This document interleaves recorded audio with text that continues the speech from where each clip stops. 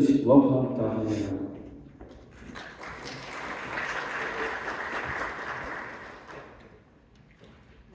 Thank you. Good morning.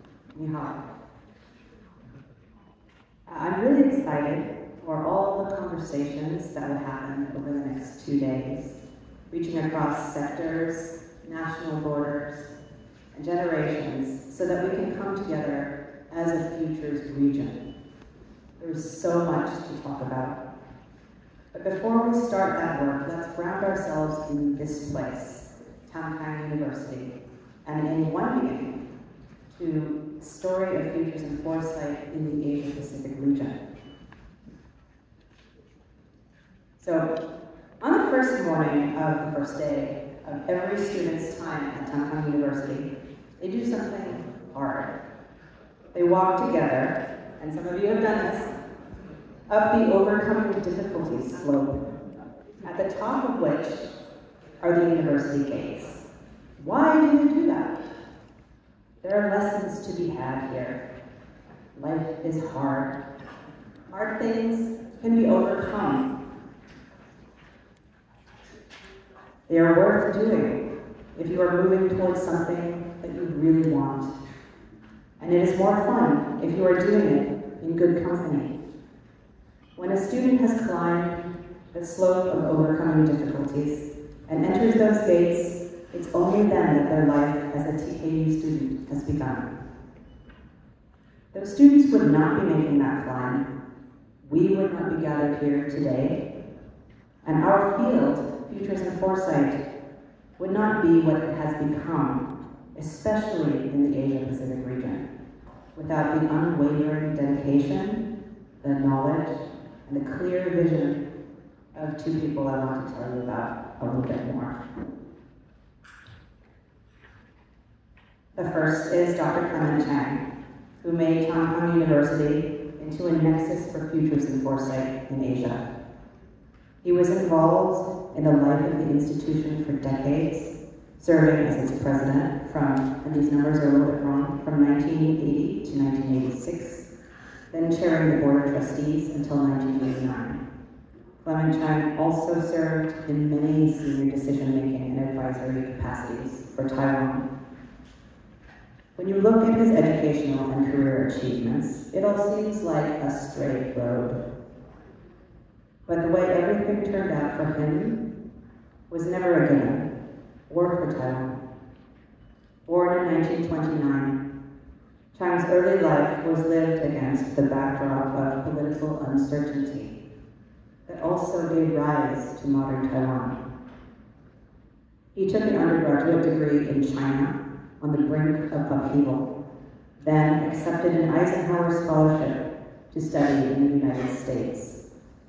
There he encountered early futures thinkers who would become very close to power, Herman Kahn of the Rand Corporation, and a young Henry Kissinger, the future US Secretary of State. Futures was a tool then with which to build a new post-war world, and it was very clear. Clement Chang returned to Taiwan, which was still a nation of farmers, its GDP barely $200 US per capita, with a first-hand knowledge of the power of futures thinking and a vision. He imagined something very like the economic transformation that would eventually come to pass. And central to that vision was a Taiwanese university with a triple objective: global, information-oriented, and future-oriented, crucially.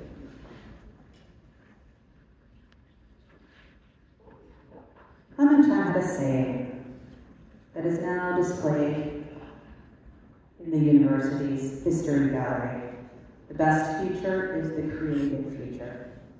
Not the predicted future, not the future you fear, not the future you surrender to, or even the future that you wish, but the one that we build, collectively and with hard work, from the changing reality around us and the vision inside of us.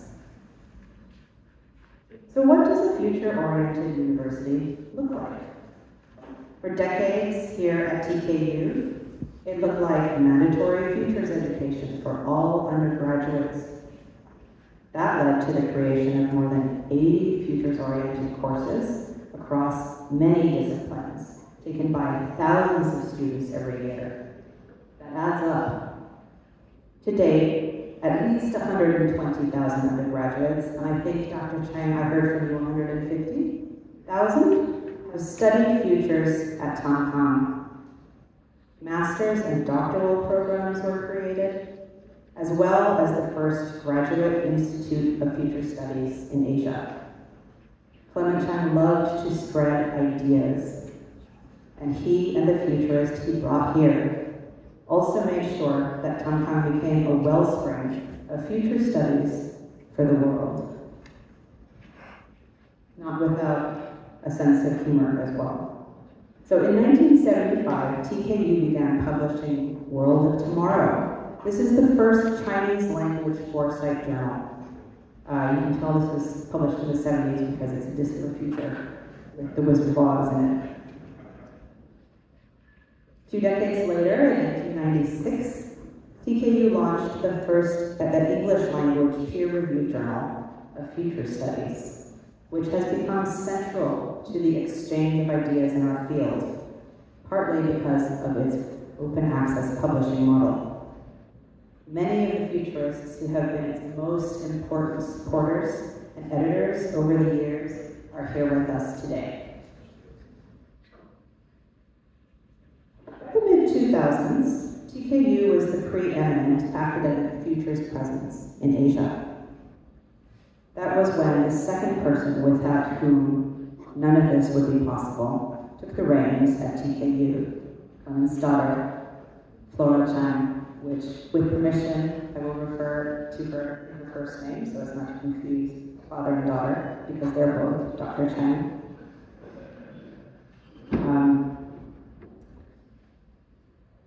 Flora drew on her extensive background in both education and economics to create an organizational structure for the university that is drawn from a business concept called a house of quality. A house of quality is a holistic and flexible thought framework that combines durability with room to learn and grow towards a vision and a mission. Flora made sure that TKU was in it for the long haul, was a sustainable university, just in time for the challenges that started arriving a few years later and have not really let up since globally. Through all this, she has been a champion for futures thinking and futures literacy within the university. So thank you very much, Flora.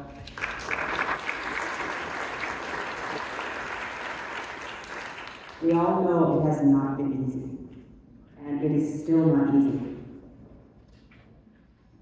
But during Flora's tenure at TKU, and maybe partly because of these same turbulent times, because they help us to imagine change and acknowledge the necessity, future studies has grown from a field that was known mostly within the academy and in large organizations to one that is in high demand across the globe.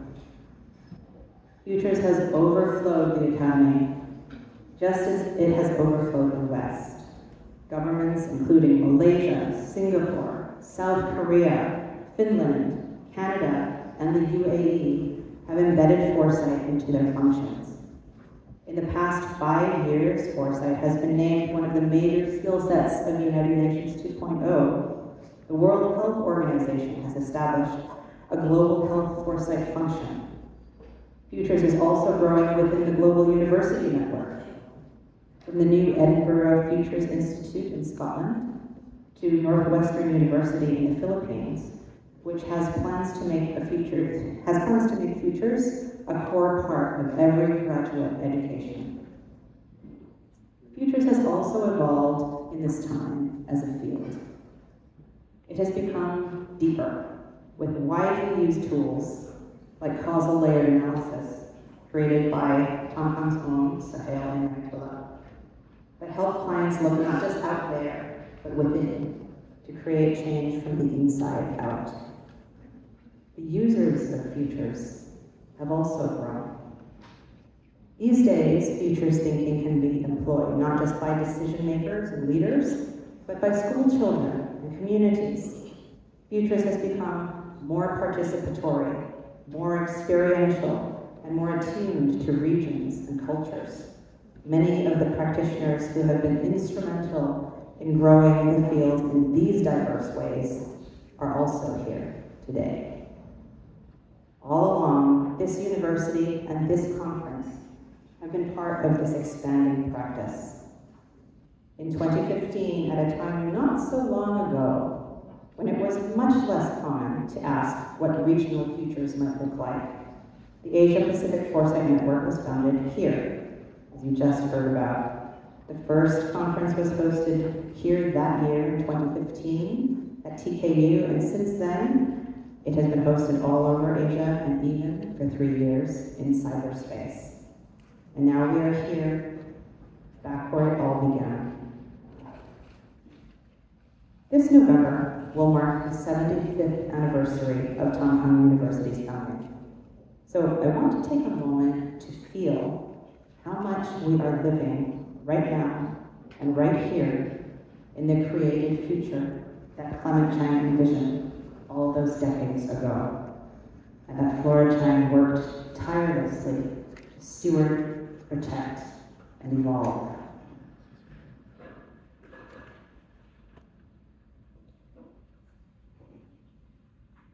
Way back in 2021, well before it became clear that AI was going to remake the fabric of society, before ChatGPT was released, TKU released a new vision for school development. AI plus SDGs, Sustainable Development Goals, equals infinity, infinite possibility. I thought that was pretty impressive foresight. That motto understands that AI won't do it alone. The vision and the values underlying them are necessary. AI is a tool, and the tools will provide you the power and the acceleration. But it's good to make sure that you're rocketing in the direction that you want to go. That made me think of Terminator 2, which is a film I love, about a technology path that we really don't want to go down. I was struck by the line that haunts the main character in that film. There is no fate but what we make. Sarah Connor, that main character, couldn't be more different from Clement Chang. And yet, he said it too. The best future is the created future. So, close, ChatGPT and I had a little fun trying to envision a better fate. I think ChatGPT was feeling motivated. Better futures are possible. Making them probable starts and continues with gatherings like these. One conversation, one session, one connection at a time. It's not going to be easy. We have our own steep slopes to climb. But we can do it in the good company that we find here. And the goal is worth it. Thank you.